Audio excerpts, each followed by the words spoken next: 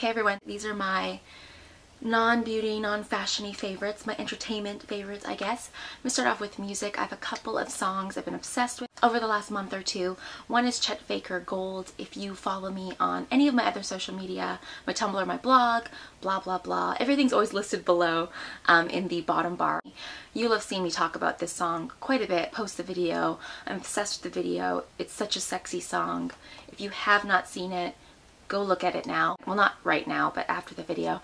And he also does an amazing cover of No Diggity. And then I've been loving Arcadia by Kite String Tangle. That's such a beautiful song. I've been loving Hosier's Take Me to Church, another beautiful song. And After Midnight by Dorothy. Those are probably my four favorite like newer artist songs. In terms of throwbacks, I've been loving Fall Out Boy, Sugar, We're Going Down, one of my all-time favorite songs. I've been loving Creep by Radiohead this month, Paper Bag by Fiona Apple. And I've been obsessed with this album by The Offspring. It's called Smash. It is their debut album. It was their 20th anniversary. So they released this vinyl special edition, which comes with the album, a CD, so you can get the MP3s, and also a really awesome photo booklet. The first four, I should say, on the record, Time to Relax, Nitro, Bad Habit, Gotta Get Away. These four are like, I just put the record on, let those four play. Then I skip down to Come Out and Play, which is their big single from the album. And then I switch it over and play Self-Esteem, because that is my all-time favorite Offspring song. That is the song that when I was in high school I would blast in the shower and sing along to. That's probably like what I know Offspring, or how I discovered Offspring, even though Come Out and Play was a bigger seller for them. If you like punk music, it's not like super crazy heavy punk rock, it's very accessible punk. This is one of the classic albums for the 90s resurgence of punk music, and if you like Green Day, you will love Offspring. In terms of television, I've basically only been watching three things: The Amazing Race, The Voice, and X-Files. I've been watching X-Files since August 1st, and I'm at almost the end of season 7. I cannot believe how long I've been watching this show, but I love it. I love Mulder. I love Scully. They've become an OTP of mine. Not quite there with Veronica and Logan, but very, very close. I adore the show. I definitely prefer the first like 5 seasons, I think, to the latter 2. They're getting a little bit campy, which I think happens when you're on a show for a long time. People just want to have fun and do different things, I guess. I'm still going to stick it out for the whole 9 seasons. It's just taking me a really long time. And I love the other 2 shows. Those are my favorite reality television. It's the only reality television I really watch. And no real standouts on either show for me. Probably The Surfers are my favorite on Amazing Race, and probably Taylor, the one with the little hat, is my favorite on The Voice. But really Pharrell's my favorite on The Voice. I love him. I think he is the best thing to happen to that show.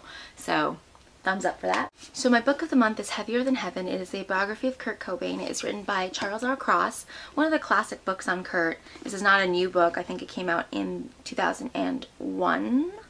What I love about this book is it gives you an in-depth look at Kurt. Not necessarily Nirvana. Instead of being this like musical god that I just idolize, it shows his humanity. It shows that he wasn't perfect. He had a lot of demons. He had a lot of issues. He was narcissistic. He was insecure. He was really passive-aggressive. He had a horrible drug problem. And with his drug problem, it's something he definitely chose to do. Yes, he had very bad physical like stomach ailments, which made him turn to drugs.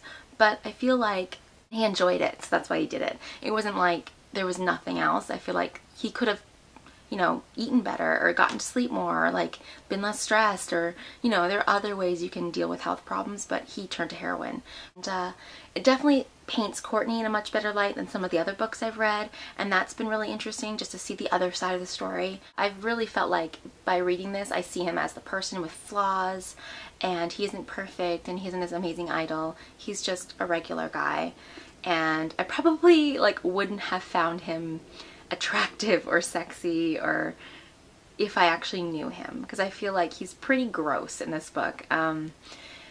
But in photographs and on stage, he's a rock star. He's amazing. So I don't know, it's just an interesting look. I think it's very truthful. It's not hateful at all. It shows his good sides as well. Very interesting to look at this book and then look at Scar Tissue, which I also read over the summer and loved, by Anthony Kiedis. We have another front man who had a crazy childhood, who came from a broken home and was doing heroin, but very different people. And Anthony is much more positive, and obviously he didn't kill himself, and much more into the fame, whereas Kurt wasn't. So you get this duo look at two amazing, charismatic, talented people who both have the same addiction, and do the same job, but react very differently. And that's a great book to read as well if you haven't read Scar Tissue. It's fantastic. So yeah, I love that though. I'm almost done. I'm about 70% of the way through. And then my last thing I want to talk about is some Halloween-y, wintry type movies. Now I know Halloween was yesterday, but if you're still in the mood, these are some of my favorites that I have been watching. The first is Practical Magic, one of the classic witch films.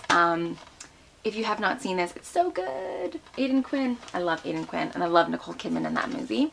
Tremors, one of my favorite monster movies of all time. This is my favorite Kevin Bacon movie, and if you have not seen this, it's very campy, but I absolutely love it. The other, like, the sequels suck. Don't watch them. The Faculty, one of my favorite alien movies of all time. Another great horror movie. And hello, Josh Hartnett. Is he any hotter than in this movie? No. Not possible. I'm a Zeke fan in this one. Gotta be. And he has an amazing car in that movie. Buffy. Buffy is one of my all-time favorite movies. Like, I prefer this Buffy to the TV show, and I love the TV show. That's how much I love this movie.